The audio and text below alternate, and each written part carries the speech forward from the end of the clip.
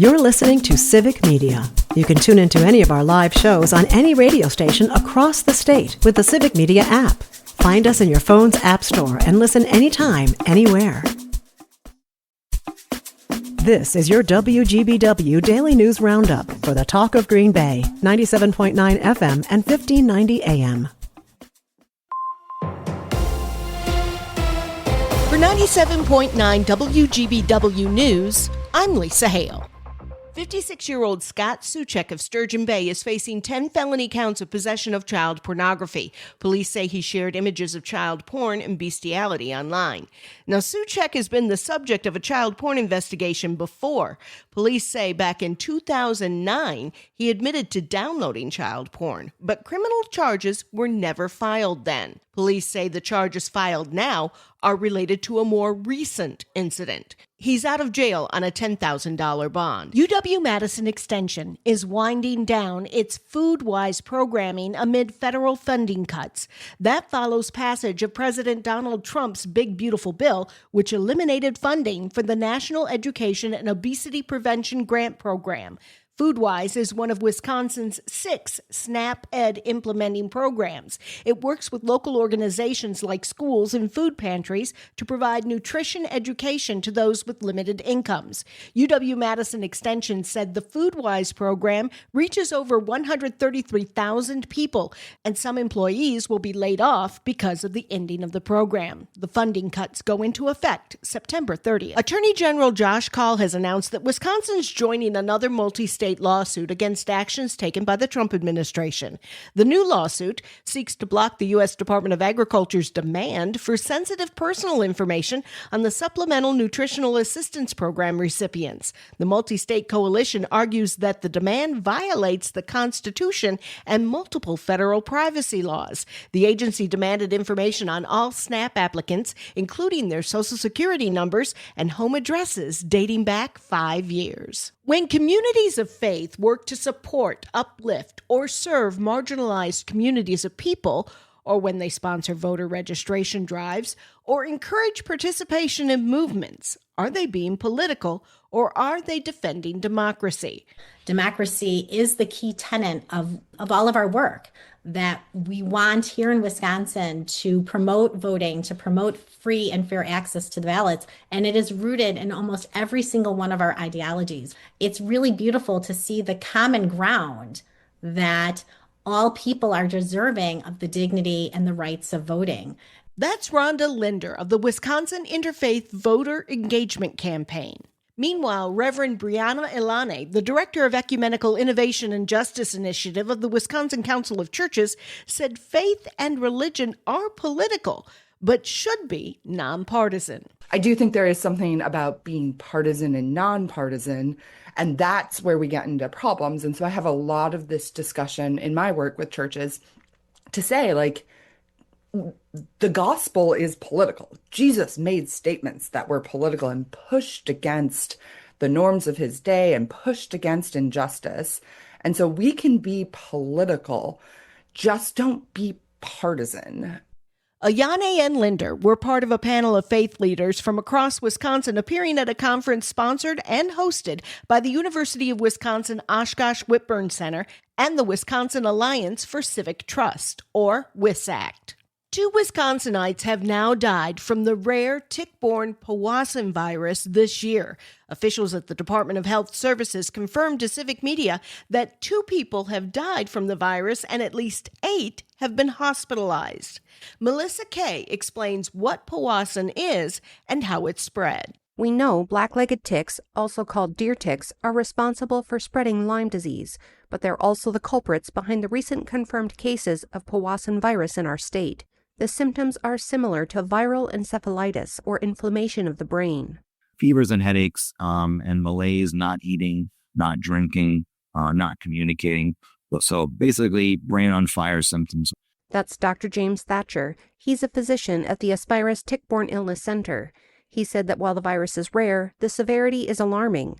If you've received a tick bite and develop any symptoms, you should let your loved ones know and seek medical care immediately.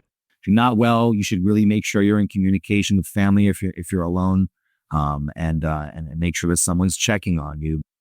My biggest concern with viral encephalitis is dehydration. Dr. Thatcher said the best way to protect yourself is to prevent bites in the first place. You can use chemicals like DEET, but natural alternatives also work. Cedarwood oil, lemongrass, thyme, clove that help repel ticks, but also the other bugs. I'm Melissa Kay. It's opaque, it's white, but is it really milk? Savannah Tomei Olson reports on a new bill. Senator Tammy Baldwin has introduced a bill we've seen before aimed at making sure oat milk, almond milk, and soy milk cannot call themselves milk on the label. The Dairy Pride Act would require the FDA enforce the law so companies could not call their products milk, yogurt, or cheese unless they come from animals. Baldwin has introduced this bill before. She says this time it has more bipartisan support. If passed and signed into law, producers would have 90 days to rename and relabel their products. It's fair time. The Wisconsin State Fair gets underway today in West Dallas. Livestock exhibits, entertainment, carnival rides, and of course, cream puffs and a plethora of fried foods await. The State Fair runs through August 10th. A little bit closer to home, the Winnebago County Fair is underway right now at the Sunnyview Expo Center in Oshkosh. The Winnebago County Fair has 5 livestock barns, 20 food booths, and rides. It goes through August 3rd. I'm Lisa Hale, 97.9 WGBW News. For news anytime, log on to WGBW.FM.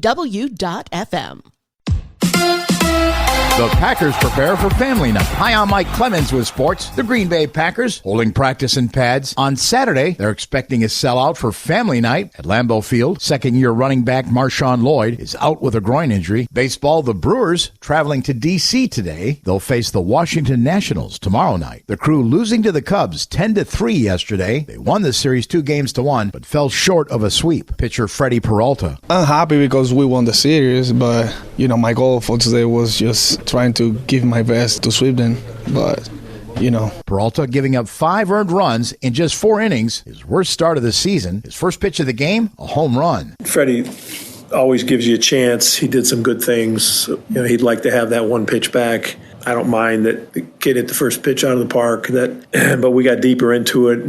Walking people, that's not part of his gig. That's not the best Freddie when he walks people. That's Brewers manager Pat Murphy. With sports, I'm Mike Clemens. On your entertainment beat, I'm Pete Schwaba. As fun as superhero and big franchise films can be, it's refreshing when some critically acclaimed films hit the big screen, especially a comedy. The Naked Gun is the much-anticipated remake of the native Wisconsin Zucker Brothers classic. The film stars Liam Neeson and Pamela Anderson. Without having seen the movie, I'm going to go out on a limb and say that it appears for once that Liam Neeson will not kill a bunch of people who mess with his family. But if he does continue the tradition, it should be hilarious. The comedy is pulling an incredibly impressive 92% on Rotten Tomatoes. To clarify, yes, a comedy is actually playing on the big screen this weekend, and critics love it. Savor this moment, people. The Bad Guys 2 follows your favorite felons as they try to reform themselves, but wouldn't you know it, and darn the luck, they get pulled into another caper, but this time by bad girls. I should mention this is a family film. Have a great weekend, everybody. See you at the movies. If you're an actor and only interested in kissing your wife on screen, well, it would help if she's an actress, and a good one. Otherwise, you might miss out on some jobs. Sex and the City and Yellowstone actor Neil McDonough refuses to kiss any woman who is not his wife, even for big bucks. He says sticking to his principles has cost him work and that show business turned on him for a while. The Suits actor says he was fired from a shoot for refusing to do an intimate scene, and after that, he felt like less of a man in terms of who he was, his livelihood, and says he lost his acting swagger. He also says he started to drink. He did, however, eventually make a comeback despite his contractual stipulations. Producer Graham Yost did Neil a solid and cast him in Justified. McDonough told the Nothing Left Unsaid podcast that his wife doesn't even have an issue with him not doing those type of scenes.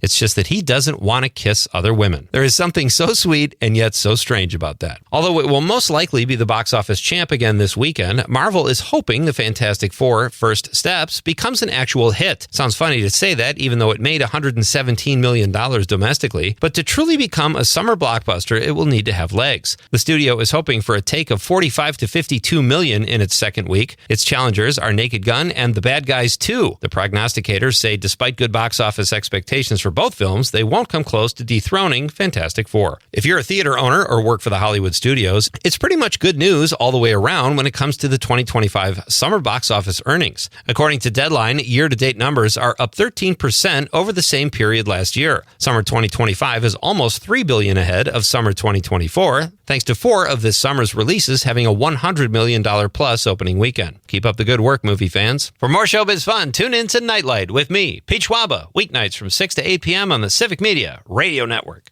We are going to have more of that smoky haze from those Canadian wildfires today. Otherwise, mostly sunny. We'll get to 75 this afternoon. Tonight, clear 52. Tomorrow, sunny 77 on Saturday. And Sunday, mostly sunny with a high near 80. I'm meteorologist Sean Cable. Currently, it is 60. That's your WGBW Daily News Roundup from Civic Media. Subscribe to this podcast on Spotify, Apple, or wherever you find your podcasts. Find more news at WGBW.FM.